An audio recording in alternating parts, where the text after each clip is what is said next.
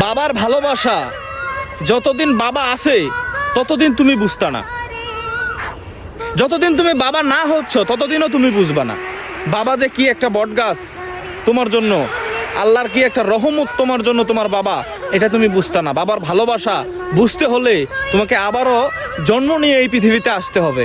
Guys দেখেন এই ভিডিওটা, আশা করি অনেক ভালো লাগবে। ভিডিওটা একটু বেশি বেশি শেয়ার করে দিবেন। বাবার ভালোবাসা যে কতটা নিঃস্বার্থক হয় এই ভিডিওটা দেখলে আশা করি বুঝতে পারবেন সবাই। দেখেন এই ভিডিওটা।